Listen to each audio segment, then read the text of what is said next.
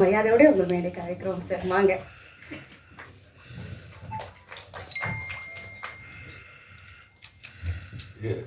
பேசினது போகிறோம் வாங்கங்கிறதுக்காக இந்த கைத்தட்டில் எல்லோருக்கும் என்னுடைய இனிய மாலை வணக்கம். எல்லோரும் சொல்கிற மாதிரி மீடியா, பத்திரிகை நண்பர்கள் ஒவ்வொருத்தர் பேரையாக சொல்லிக்கிட்டு இருந்தேன் அப்படின்னாக்க எனக்கு எல்லாருமே வேண்டியவங்க. உங்கள் எல்லோருக்கும் மிகுந்த தேங்க்ஸ் டிஸ்ட்ரிபியூட் பண்ணதுக்காக. ராம், முருகேஷ், அதுக்கப்புறமா இந்த படத்தில் ஒர்க் பண்ணிய எல்லோருக்கும், சுரேஷ் சார் ஆகட்டும், மகன் ஹரிஷ் கல்யாண் ஆகட்டும், மகள் இந்துஜாவாகட்டும், பிரார்த்தனாவாகட்டும், எல்லோருக்கும், சினேஷ் சார், சுதன் சார், எல்லாருக்கும் என்னுடைய மனமார்ந்த நன்றிகள். இது சொன்னாங்க இந்த மாதிரி இப்போ செந்தில் சார் சொன்னார், இன்னும் ஒரு 25 தேட்டர்ஸ் கொஞ்சம் ஜாஸ்தியாக இருக்குது அப்படின்ட்டு. ராயப்பேட்டையில் இருக்கும்போது நான் ஒரு நாள் போயிட்டு இருக்கும்போது பார்க்குறேன், ஏதோ ஒரு தொங்குற மாதிரி ஒரு போஸ்ட்ரு, ஒரு கையில் ஒரு கம்பு வச்சுட்டு இருக்கிற மாதிரி ஒரு போஸ்ட்ரு. என்ன ஏது அப்போ 290 டிக்கெட்டு ரங்கநாதன் நாத்திக்கு தெரியும். ஆனந்த் தேட்டருக்குள்ளே போய் உட்காந்து படம் பார்க்குறோம். பார்த்துட்டு மிரண்டு போயிட்டேன். சரி, இன்னும் 2-3 தடவை பார்த்துடலாம் அப்படின்னு நினச்சிட்டு இருக்கும்போது அடுத்த ஒரு வருஷத்துக்கு டிக்கெட்டு கிடைக்கல. அந்த படம் தான் என்டர் தி டிராகன். ஆரம்பத்தில் அந்த படத்தை பற்றி யாருக்குமே தெரியல. அதுக்கப்புறமா அந்த படத்தினுடைய பிக்கப் அப்படி இருந்தது. சில படங்கள் அந்த மாதிரி ஆரம்பத்தில் டல்லாக இருக்கும், அதுக்கப்புறமா பிக்கப் ஆகும்.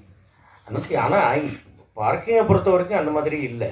ஆரம்பத்திலேயே நாங்கள் தியேட்டருக்கு போய் பார்க்கும் பொழுதே 85% ஃபுல்லாக இருந்தது. அதுக்கப்புறமா கேட்கும் பொழுது எனக்கு வேண்டியவர்கள், தெரிஞ்சவர்கள், இன்றைக்கி நேற்றுக்கு கூட ஒருத்தர் படம் பார்த்துட்டு தியேட்டரில் ஃபுல்லாக தான் இருந்தது அப்படின்னு சொன்னார். அந்த மாதிரி மக்களுடைய பப்ளிசிட்டி அவங்களே பேச்சின் மூலமாக சொல்லி இந்த படம் நல்ல படம் பாருங்கள், நல்ல படம் நிச்சயமாக என்றுமே மக்களிடம் ஆதரவை பெறும்.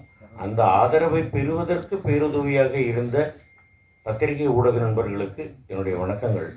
ராம் சொன்னாப்புல இந்த மாதிரி நான் அந்த கார் வாங்குகிற அந்த சீனுக்காக கோபமாக இருந்தேன். அது உண்மை. அந்த சீன் நம்ம மெயின்டைன் பண்ணிக்கிட்டு இருக்கணும். அதுக்கு தான் நான் எல்லாத்தையும் சொல்கிறது, வந்தோடனே செட்டில் தயவுசெய்து செல்லை ஆஃப் பண்ணுங்க.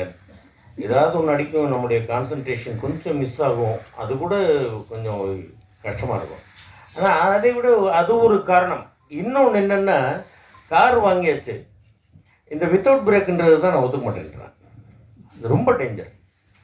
நான் என்ன சொல்கிறேன், இந்த குழந்தைகள்கிட்ட எல்லார்ட்டையுமே நான் சொல்கிறது என்னென்னாக்கா, ஐயா ஒரு மணி நேரம் கூட வேணாம், 1/2 மணி நேரம் எல்லாருக்கும் சாப்பிட்றதுக்கு விட்டுருங்க.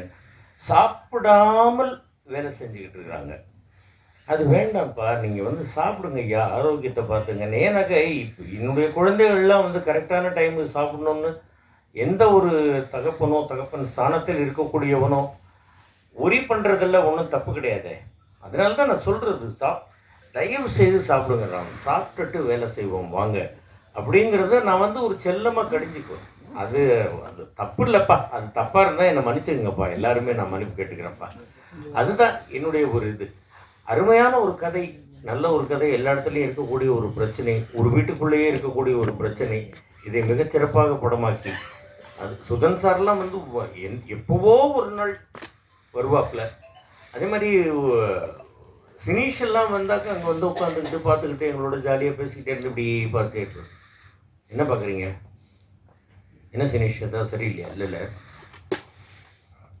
இன்னைக்கு ஈவினிங் உங்களுக்கு ஒரு ஆர்டிஜிஎஸ் பண்ணலான்ட்டு இருக்கேன் அப்படிங்கிறது. சரி பண்ணுங்க, காசு அனுப்பி விட்ருவார். எனக்கெல்லாம் எப்போவோ காசு கொடுத்து அதெல்லாம் செலவும் பண்ணியாச்சு. அதுக்கப்புறமா டப்பிங் போடுறதுக்கு எவ்வளோ நாளாச்சு. நான் தான் போட்டு அவங்கள போட்டு தொந்தரவு பண்ணிகிட்டு இருந்தேன். நீங்களாம் ஒன்று என்னை தொந்தரவு பண்ணல. நான் போட்டு ஃபோனை பண்ணி எப்போ டப்பிங்னு கேட்டு எனக்கு என்னுடைய வேலையை கரெக்டாக முடிக்கணும் அப்படின்னு அதுக்கப்புறமா போயிட்டு எல்லாம் பண்ணி முடித்து நல்லபடியாக இந்த படம் இன்றளவும் ஒரு வெற்றிகரமாக ஓடிக்கொண்டு இருக்கிறது. அதற்கு எல்லோருடைய ஒத்துழைப்பும், இந்த டீமில் எல்லாருடைய ஒத்துழைப்பும், producer, director, distributor, music director, costume designer, fight master, இன்னும் யாரையாவது எந்த டிபார்ட்மெண்ட்டாவது விட்டு போயிருந்தாங்க என்னை மன்னிக்கணும். எல்லோருக்கும் என்னுடைய மனமார்ந்த நன்றிகள். தமிழக ரசிக பெருமக்களுக்கும் ஆண்டவனாகிய உங்கள் எல்லோருக்கும், இறைவனுக்கும் என்னுடைய மனமார்ந்த வாழ்த்துக்கள். ரசிகர்கள் தான் நமக்கு ஆண்டவர்கள். அவங்க வந்து இந்த படத்தை மிகப்பெரிய வெற்றி படமாக்கியிருக்கிறாங்க. அதனால் எல்லோருக்கும் என்னுடைய மனமார்ந்த வாழ்த்துக்கள், நன்றிகள்.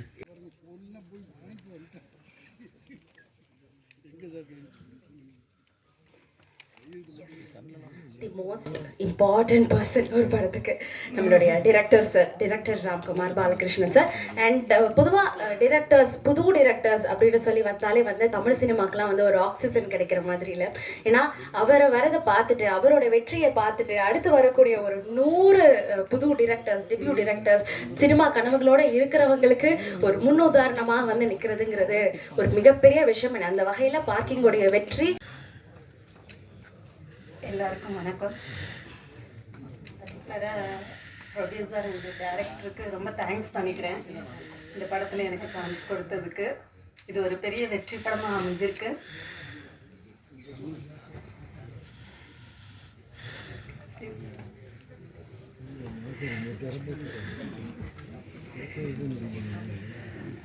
Sorry, thank you.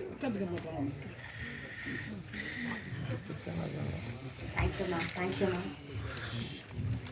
Yes, thank you so much. எல்லாருமே